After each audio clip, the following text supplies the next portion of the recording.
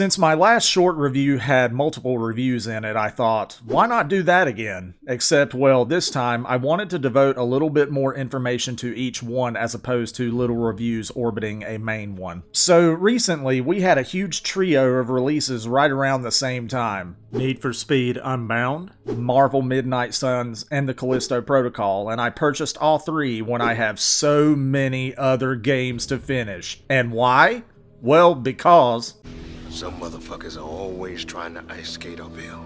Oh yeah, get ready for that joke to be done ad nauseum. Anyway, I recorded some earlier portions of each game on PS5, so without further delay, if you enjoy this sort of thing, check out my other videos and give me a subscribe, follow me on Twitter and Instagram, and well, if you don't like my stuff, then it was nice of you sort of checking my stuff out, I guess. Anyway, without further ado, let's start with Need for Speed Unbound. Now, I guess I can say that I'm something of a casual fan of racing in games, and one series that I've played a good amount has been Need for Speed. If I had to be honest, though, my all-time favorite racing series has always been Burnout, namely Burnout 3, for its aggressive driving and glorious crashes, and therefore, I'm more of an arcade racer versus a simulation racer. With Need for Speed, I feel as though there's a balance between the two, and I've enjoyed different ones over the past few years. This iteration, however, is kind of a mixed bag to me. Now, keep in mind, I've only played the campaign and I'm not that far into it, so I don't have an opinion on online racing, but I don't foresee where there's any substantial differences in gameplay. First, the game plays well, feeling pretty much like Need for Speed Heat, which I thoroughly enjoyed as a racing game. You can customize your driver, and the cars, which you acquire as you progress, can also be customized through appearance and performance. You race during day and night races especially lead to increases in heat, which cause the police to pursue you and even upgrade their tactics. It's the same risk-reward scenario from Heat 2. You build nitrous boosts through doing riskier and more skilled driving, and a lot of the handling focuses on drifting. Again, it's the same stuff. I enjoy it, but I can't speak too much for the feel of the game overall, though. As said, I'm a casual racing fan, and the same goes for cars and the like as well. I don't consider myself a huge fan of underground racing culture, which the Need for Speed games feed off of, and therefore I find so much of the aesthetic of this game and others to be like the early Fast and Furious movies before they became over-the-top CGI fests with bald dudes talking about family. Namely, bright, complicated paint jobs, nitrous oxide-fueled cars, and neon lights. Same goes for the soundtracks. See, I liked Burnout too because while the music was modern at the time, it was more punk rock and alternative. In Need for Speed though, it's like this.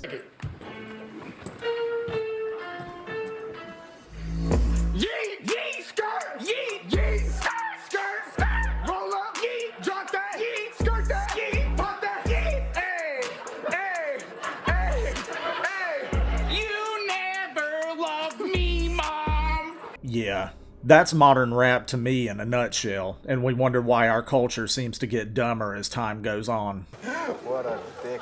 The story is the same one-note thing too. A young up-and-comer who loves cars conveniently working at a garage starts building reputation through races before being betrayed by a friend and losing everything. Oh, and there's something about the government being corrupt? Oh yes, fight the establishment. It's the same college student whose eyes were open from one philosophy class, rough and tumble against the world mentality that's become a cliche. The biggest departure from previous games though, and what I didn't mind at first but have begun to dislike, is the art style. Your human characters as you see are cel-shaded, but the world and the vehicles have a realistic enough style, until you do moves with your car that shows tagged wings or emojis, that clashes with it. I'd rather be completely realistic or completely cartoon. The hybrid is off to me, especially when the characters look like something from 2002 gaming. All in all though, a fun racer for the most part, especially if you liked previous Need for Speed games, and if you're into the racing culture or what constitutes as music.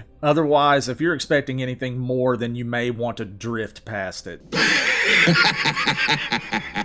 Next up, Marvel Midnight Suns. Okay, so let me start here. I like this game much more than I first suspected that I would. I'll explain why in a second. First, this game is basically Marvel meets XCOM, but with strategy through selectable cards thrown in. That much, if you've read reviews, should already be known. See, some gamers were all excited about this, but not me. I'm not a huge fan of strategy games, but other genres with strategy thrown in is okay. Nor am I big on games utilizing cards. Well, other than games that are basic card games like, solitaire or poker. Sorry to those of you who are Magic or D&D fans, but that's not my style. Now, this game is an RPG at heart, and I like my RPGs in two camps: real-time combat or turn-based combat. For the first, think Kingdom Hearts, and for the second, think old-school Final Fantasy games. After playing a bit, I was relieved to see that the card aspect was basically akin to turn-based combat, allowing you to choose what attacks or buffs you used. So yeah, I was ultimately sold. Now, let me go back and first touch on what pulled me into checking this one out in the first place. As a Marvel property, it was looking at characters we don't see very much, namely the more mystical and honestly horror-oriented characters, like Ghost Rider and one of my personal favorites, Blade. Can I just say that I'm glad he kind of favors the film version of Blade from the 90s? I just wish he'd say this classic line. Some motherfuckers are always trying to ice skate uphill.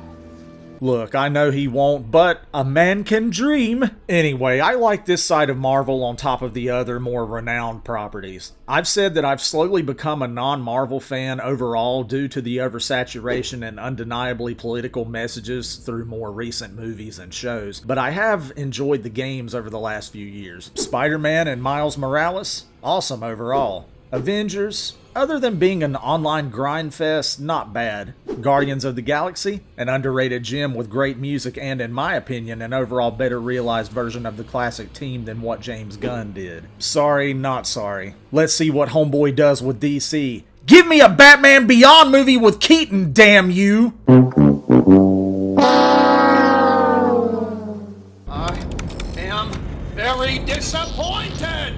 Sorry for the tangent. We're talking about a game, right? Oh yeah. Basically, like I said, XCOM with cards. You control a character called Hunter, or the Hunter, who works alongside established Marvel characters to combat Lilith, the mother of demons, who seeks the Darkhold, the mystical tome of Marvel lore that contains oh so much evil to use for her own nefarious purposes. In combat, you can strategically move characters about to fight enemies, utilizing skill cards to beat them senseless. You can grant healing and defense buffs too, but anything you can do can only be done in a set amount of turns before the enemies can fight back. In the hub world, you can talk to characters for XP, combine cards for more powerful attacks, explore, all that. Basically, the hub is like the Citadel in the original Mass Effect, which, yes, I actually enjoyed compared to what I hear most players say. My only real gripe for this game is in the facial animation department. Yeah, it's in the looks. Sure, this is a vibrant game and it's not bad to look at, but the rigid, non-detailed faces give a waxy appearance that doesn't allow for a lot of emotion. I normally don't care, but the fact that we're on the generation of consoles that we are, and a number of Marvel-made games have come over the last few years that are graphical powerhouses, kind of messes it up for me a bit. Not enough to not recommend it though. So, Marvel fans, and especially strategy RPG fans, should give this one a go. I think it's pretty good. Lastly, the coup de grace of the video and the main reason I planned it originally.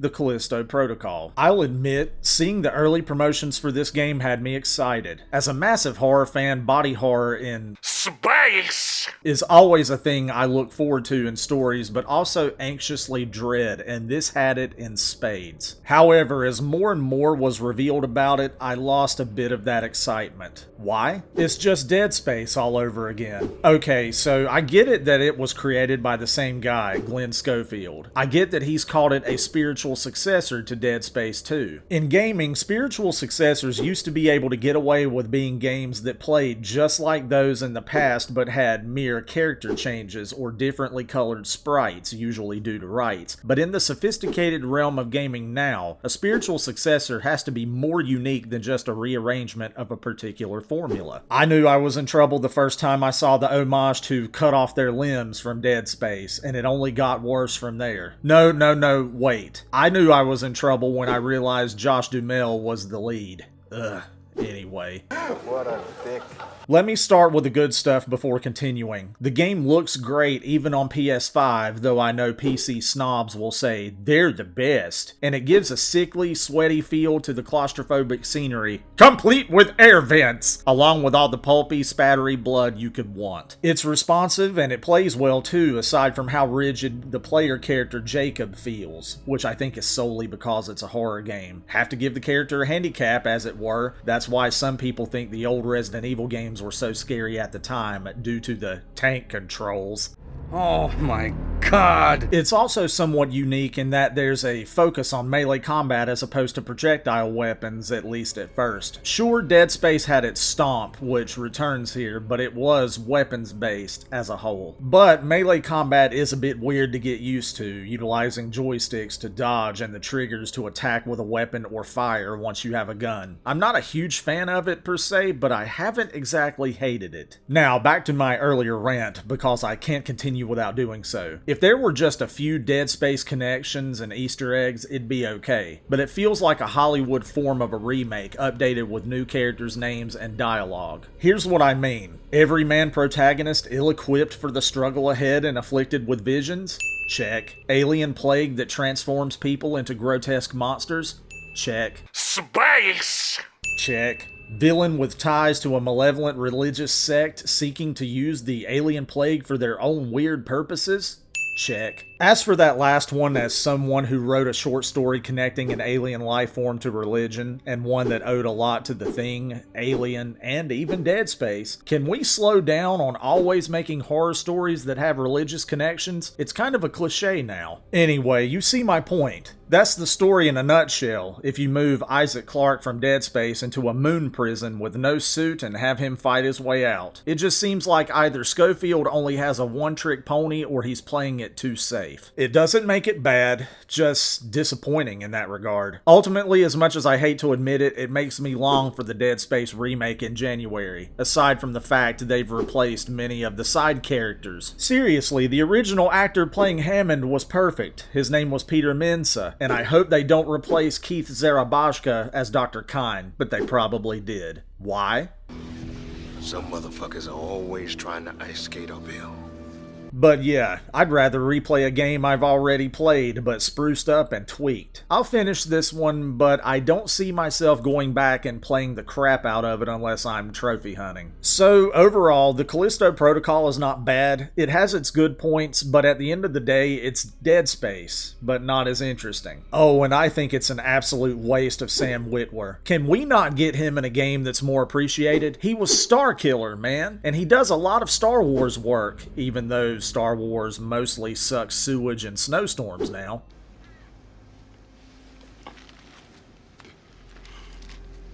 And he was Deacon in Days Gone. I actually dug Days Gone, even though it was B-movie goofiness.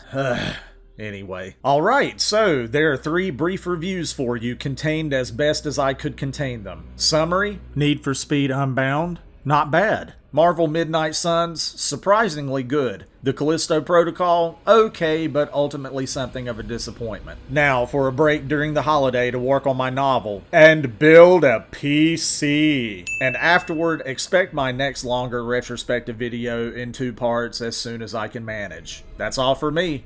Later.